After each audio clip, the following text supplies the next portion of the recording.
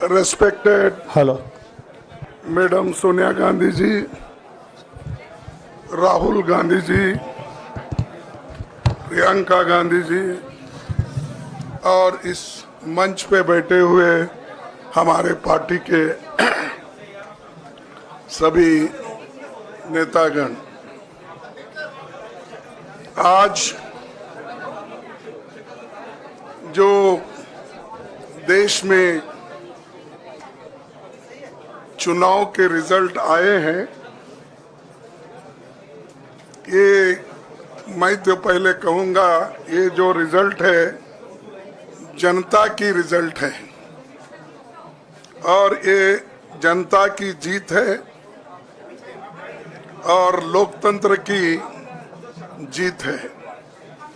हम पहले से यही कह रहे थे कि ये लड़ाई हमारी मोदी वर्सेस जनता है, लोग हैं। तो 18वीं लोकसभा के चुनाव में हम विनम्रता से जनमत को स्वीकार करते हैं। इस बार जनता ने किसी एक दल को पूर्ण बहुमत नहीं दिया, खासकर सत्ताधारी दल भाजपा ने एक व्यक्ति, एक चेहरे के नाम पर वोट मांगा। अब ये स्पष्ट हो गया है कि ये मैंडेट मोदी जी के खिलाफ गया है। ये उनकी राजनीतिक और नैतिक हार है। जो व्यक्ति बार बार अपने नाम से ही हर जगह वोट मांगते थे, उनकी ये बहुत बड़ी हार है और नैतिक दृष्टि से ये तो उनको बहुत बड़ा नुकसान हुआ है। आप जानते हैं कि कांग्रेस पार्टी और हमारे इंडिया गठबंधन से बहुत प्रतिकूल माहौल में चुनाव लड़ा। सरकारी मशीनरी ने कदम कदम पर अवरोध डाला, बैंक खाते सीज करने से लेकर तमाम नेताओं के खिलाफ अभियान चलाया। फिर भी शुरू से आखिर तक कांग्रेस पार्टी का कैंपेन सकारात्मक था, पॉजिटिव था।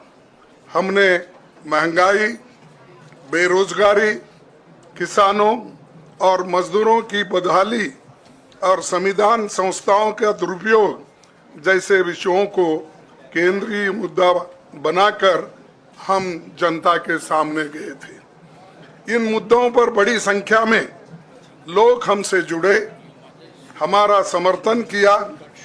प्रधानमंत्री ने जिस तरह का कैंपेन किया, वो इतिहास में लंबे समय तक याद रखा जाएगा। कांग्रेस के घोषणा पत्र के बारे में मोदी जी ने जो झूठ फैलाया, जनता ने उसे समझ लिया। मैं इस मौके पर कहना चाहूँगा कि श्री राहुल गांधी जी की दोनों यात्राएं, भारत जोड़ो यात्रा और भारत जोड़ो न्याय यात्रा के दौरान लाखों करोड़ों लोगों को मिलना, लोगों की समस्याओं को सुनना और आगे चलकर उन समस्याओं का हल ढूंढना हमारे कैंपेन का आधार बना। हमने इसी को 5 न्याय और 25 गारंटी का नाम दिया और इसी के आधार पर हमने गारंटी कार्ड बनाया। हमारे कार्यकर्ता उसे लेकर घर घर पहुंचे और लोगों को संपर्क करे। इसके अलावा जो एक महत्वपूर्ण बात है, वो भाजपा नेतृत्व की अहंकार की वजह से हुई। उन्होंने धीरे धीरे सारे संवैधानिक संस्थाओं के ऊपर गैर कानूनी तरीके से कब्जा करने की कोशिश की। फिर इनका उपयोग विरोधी दल के खिलाफ करने लगे। जो दब गया उसे दबा के अपने तरफ लिया, जो नहीं दबे उसकी पार्टी को तोड़ दिया, नहीं तो फिर जेल में डाल दिया। लोगों को ये विश्वास हो गया था कि मोदी जी को एक मौका और मिला तो अगला हमला संविधान पर सीधा होगा और लोकतंत्र पर होगा। इसीलिए लोगों को इसके प्रमाण नए संसद सत्र के साथ ही दिखेंगे। खुशी इस बात की है कि भाजपा इस षड्यंत्र में अब सफल नहीं हो पाएगी। मैं इस अवसर पर सीपीपी चेयरपर्सन श्रीमती सोनिया गांधी जी, हमारे लोकप्रिय नेता राहुल गांधी जी, प्रियंका गांधी जी का विशेष मैं धन्यवाद करना चाहता हूं। और इन्होंने दिन रात बराबरी से पूरे देश में कैंपेन किया और हमें एक मजबूत स्थिति में पहुंचाने के लिए भारी मदद इन्होंने की। और मैं ये कहूँगा कि इनके वजह से हमको बहुत बड़ा प्रोत्साहन देश में मिला और आज ये स्थिति जो बनी है उनके वजह से बनी। और हमारे करोड़ों कार्यकर्ता जो है देश में, उन्होंने भी हमारा साथ दिया। इसीलिए मैं बहुत बहुत उनको धन्यवाद देता हूं। आखिर मैं इंडिया गठबंधन के अपने सभी साथियों और शुभचिंतकों का धन्यवाद करता हूं।